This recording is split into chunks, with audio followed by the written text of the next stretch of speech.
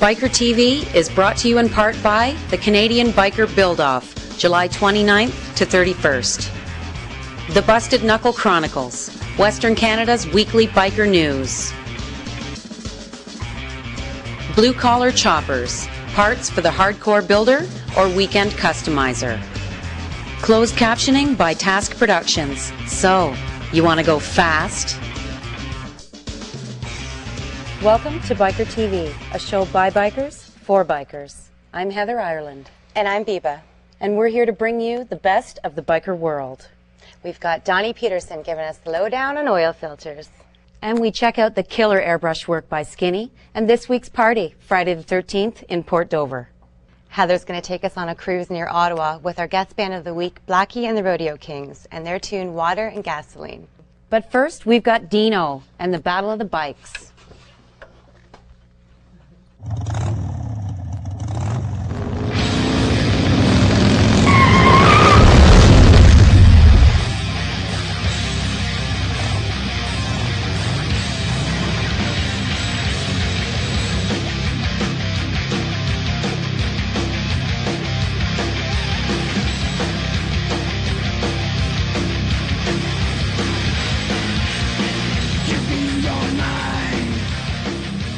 You know, I was in the bar the other night talking with some of my friends, and sure, the conversation rolled around to who's got the fastest Harley.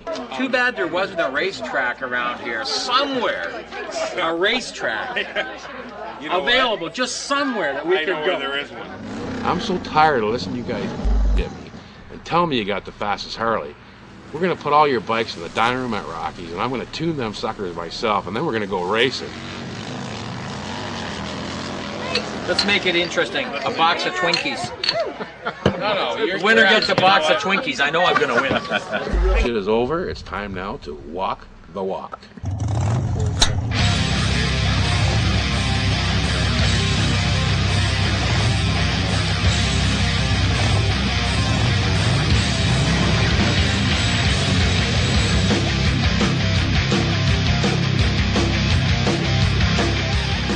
My 2002 Harley-Davidson V-Rod has modified velocity stacks on it, has a CO2 shifter, automatic shifter on it, and we've gone away from the belt drive to a chain and sprocket so that I can change the gear ratio for drag racing.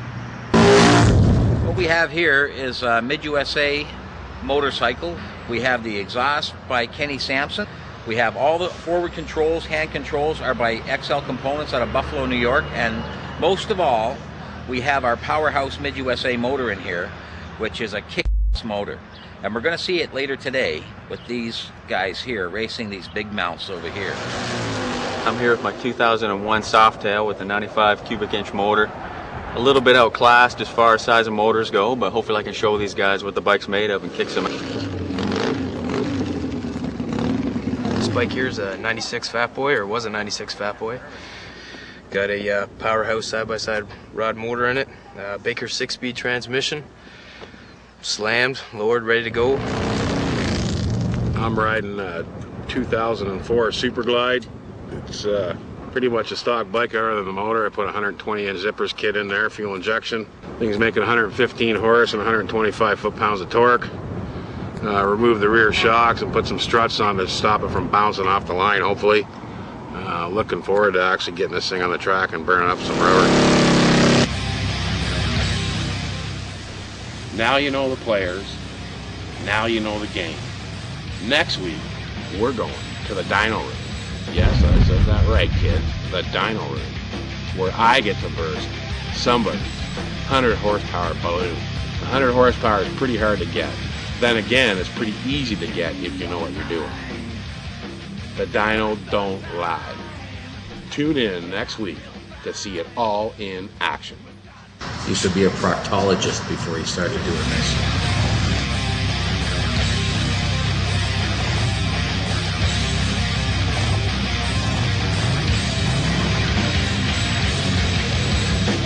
Can't wait to see what Dino does with his dyno.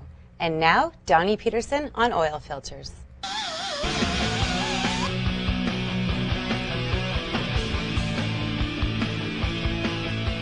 Hi, I'm Donny Peterson, and this is Biker TV Tech Line. I've owned heavy-duty cycles here in Toronto for 30 years, and I've been the tech line editor for American Iron Magazine since 1989.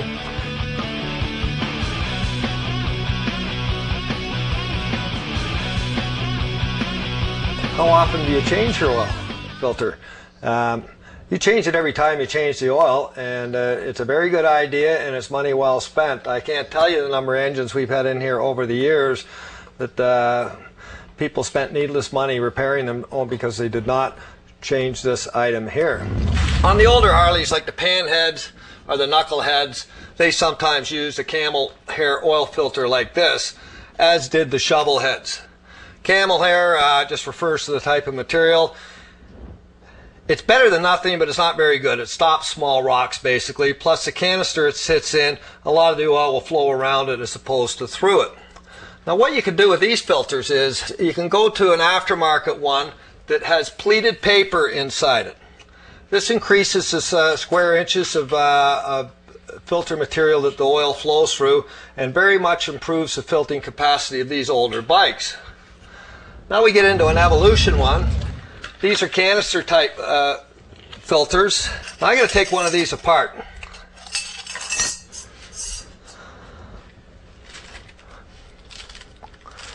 And this is what the paper fiber looks like. Now the twin cam filter, it filters oil 10 microns or greater. And it's really a synthetic media as opposed to paper. The surface area is what's important. A K&N, for example, has 164 square inches of filtering material. A Fram has 101 square inches, and the Harley-Davidson filter has 63 square inches. So you can see that while the Harley oil filter is an excellent filter, there are ones on the market that would have greater square inches of filtering material. While I've got this apart, I'm going to show you something. After you've changed your oil, you can cut your oil filter open, and be careful not to cut your hands. And you fold it out like this, just like an accordion, and you hold it up to a bright light or to the sun. Now you'll be able to see any particulate that's been filtered out, and you'll be able to diagnose what's going on inside your engine. Now suppose you see shiny specks through it. That means that's hardened case metal, and that becomes like from bottom end bearings, that sort of thing. If there's dull flecks, that would be metal again, but the softer metal, such as the aluminum off the piston or the softer metal off the inside of the cylinder wall. Now, if you've struck gold and you see lots of gold, well, that's from brass and bronze bushings. Now, it'll be normal to see a little of all of this stuff. But if you start seeing buildups of it or lumps of it, and then you know you have serious problems inside your engine. So this is just a good check to do every time you do a filter change, because you're really diagnosing the inside of an engine. And we do this here at Heavy Duty on a normal basis, and that's how come we know what's going on inside your engine. And this is Donny Peterson signing off from Tech Line on Biker TV, and we'll catch you next time around.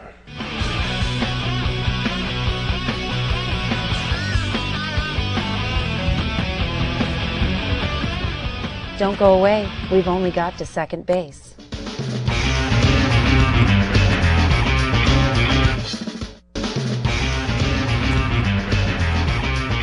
Here's Barb, where the biker world meets art. Since the mid-60s, airbrushing has become more and more synonymous with bikes. It's a labor of love for many, including award-winning airbrush artist Skinny. So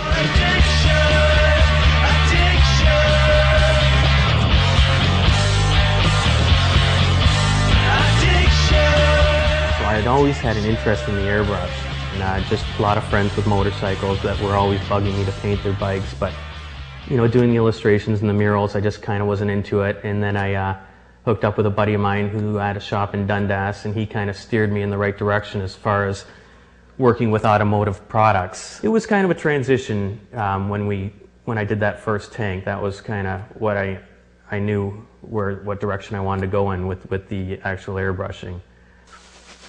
Tim, he wanted to go with a blue base and with a silver flame. I talked with him as the project went along, and I said, do you mind if we mix it up with a little bit of a different, two-tone flame in it? He likes the skulls, and he likes the sunglasses on the skulls, things like that. There's a cluster of skulls that are up in the front of the tank, which took a fair bit of time. And even though they're not seen a lot, I like them because when someone walks around the bike, then they notice them, where it's not, you know, looking right at you. It's almost hidden. What's that mean? Pumpkin head. My dad's a pumpkin head. We sit down, we'll have a chat, we'll get a rough idea where we're going to go, and then they just say, go with it. And that's usually when they turn out the best. When the regular body work that we do gets to be a little too much, sometimes we got to take a break from it and go to a different style of body work. And we got Celine here, she's our model. And with the effect we're trying to get with this piece is we wanted to create the face of a skull on her body, but using her arms as the cheeks, and then the chin in her crotch area, and the eyes with her hands covering her breasts. There's a competition out of the States that includes body art, and we entered last year when my wife was pregnant, and we did unborn fetus on her belly, and we got first place for it. So it's kind of just more of a fun thing. And when it comes to actual freehand airbrushing, I basically just sketch it out. I've got a reference photo to work from, and then we just start to airbrush, and I'll use a lot of different illustration techniques. What we started out was a Mustang silver base with a clear coat over top of that. Then we put a coating of liquid mask over it, and we cut out each individual web with an X-Acto knife with 2 blades put in it so I could achieve that fine, fine line. And we sprayed a silver over that and clear coated it again. Then we went on to more of the freehand work, doing the spiders and the shading that's cast. What we did with this bike was we painted it all in silver and black first, and we laid some gold leafing down the sides of it. We did all our detail work. We completely painted the bike, clear coated it, wet sanded it down, then we doused it with candy brandy wine over top, and then 3 coats of clear over that. It's subtle, but when you get up close to it, it's there. And on the front fender, we had one standing, but we cut her off part way because we didn't want her body to come too far back on the fender. I love going to bike shows and just kind of hanging back while one of the bikes that I painted is on display, and there could be some people standing beside you saying, oh wow, look at that paint job, that's awesome. Meanwhile, you're the guy who painted it. But it's nice to hear the response of people looking at your work.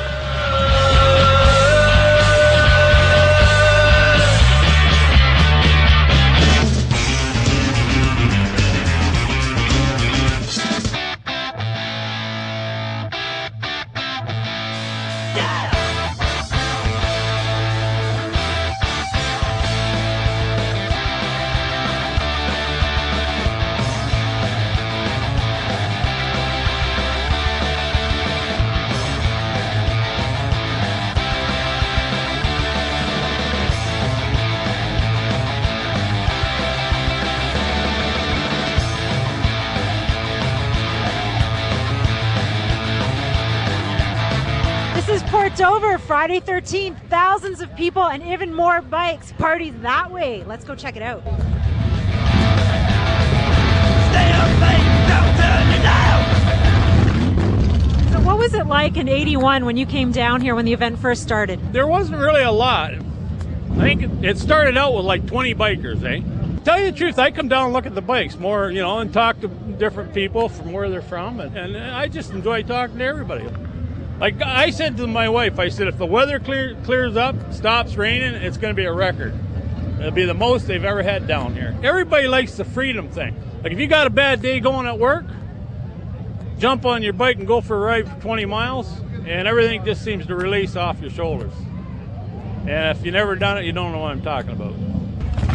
How do you like it? Oh, we love it. It's awesome. Every year it gets bigger and bigger. It's You just have awesome. to book a vacation day at work. You gotta be here. I gotta ask, how do you manage to fight off the men?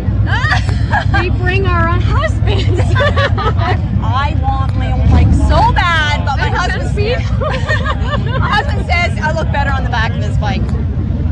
Right here at the beach is just about the only place you can hear yourself think at Port Dover on Friday 13th. Sun's about to go down, and we know that's when some of the real partying will begin. Are you having a good hot time here tonight? Well, of course I'm having a hot time, I guess.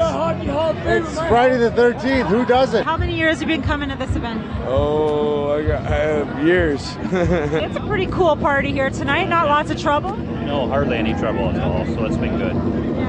I did make it through the rain all the way from Buffalo to get here. Just how far have you come from? I come from Holland. And why is this such a hot party? Why do you come every year? Friends you meet. That's what it's all about. It's all about the party. Everybody knows everybody. Even if they don't know everybody, they're having fun with everybody. Get to know everybody, meet new people. It's always fun, man. It's great. So how do you feel at the end of this event? Very positive, very nice, very happy in my heart. So what are you off to now? What are you going to do? I'm just back into the bar, that's about it. And you guys are out talking to people and having a good time too? Absolutely, that's what we want, is people to have a good time. All right. Well, thanks for talking to me. You're the only cop who didn't run away from me today. Well, it'll be my job. Coming next year? Buried in the woods. Enough said. Look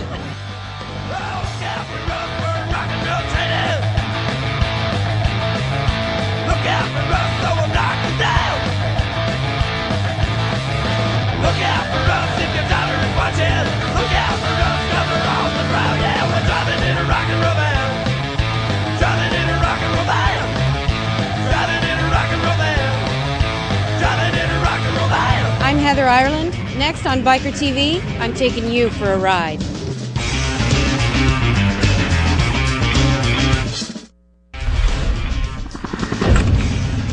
We're here in Ottawa at Freedom Harley Davidson. We're going to be taking a ride to Lanark County with the Freedom Hog members.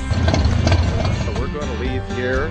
We're going to catch the highway going west, take us out to Carleton Place, staying on major highways. Then we're going to turn north through the open country and show you some nice scenery. And we're going to end up at the Buckhorn Cafe in Calabogie and have some lunch. Everybody's gearing up for the ride and we're ready to roll. So let's get this show on the road. Sunlit gray afternoon, rain makes the stray dogs shine. I got a feeling stinging like a new tattoo, like across my mind. You said something while I was thinking, a far off dream away. And if I don't hear you the first time, you just turn and walk away. Oh, baby, I can't see you through the steam. Oh, baby, do you really want more gasoline? This chapter has never passed a Tim Hortons in history. I didn't take any hard bugs this time.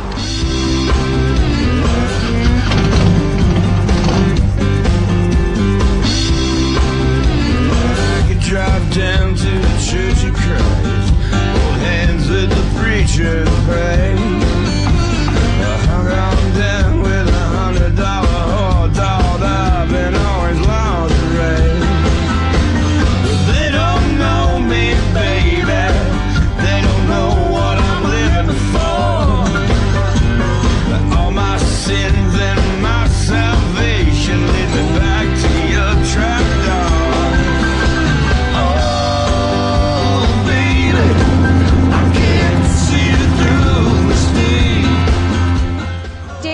Tell us a little bit about the ride and what's special and popular about it. Well, I think this is one of the most famous rides in Eastern Ontario. We get into some good twisties. There's some up and down, beautiful scenery, and pretty close to the Ottawa area. She looks good in a cheap straw hat with her long hair hanging down. And she used to smile a lot more at me before I drug her down to this town. I ain't looking for no strange angel, no faith dealer's fainted bliss. I'm just looking for a gap in the traffic, baby.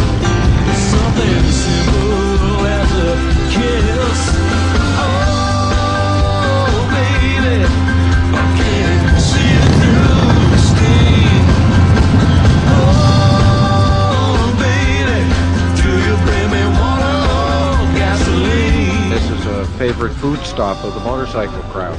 So it's a bit of a habit for us. I'm hungry. Knock the horns off that cow, slap it on the arch and put it on my plate.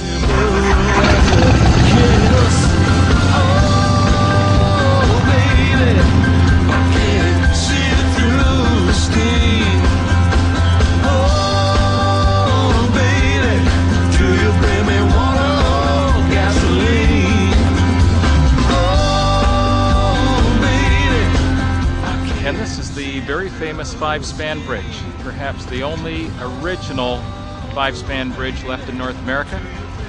Then we're going to ride south into the town of Elmont.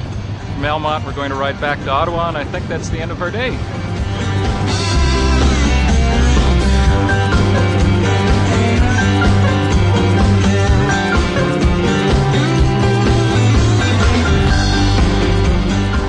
That concludes our Ottawa ride for today on Biker TV. Just like to say thanks to the Freedom Hog members that joined me on the ride today. If you want Biker TV to come on your ride, feel free to drop us a line at bikertv.ca. Until then, keep the shiny side up and enjoy the ride.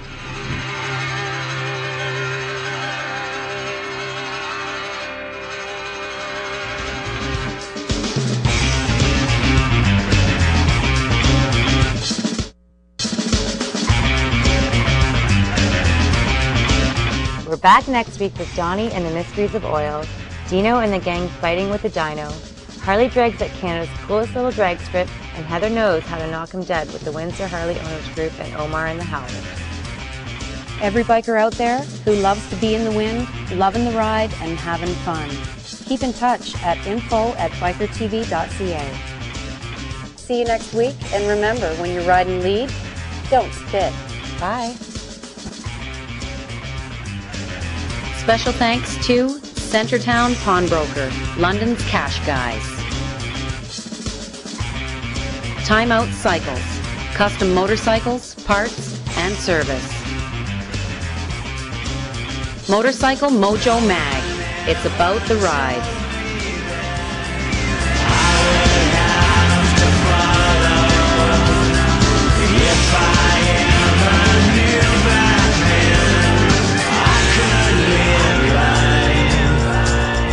I belong.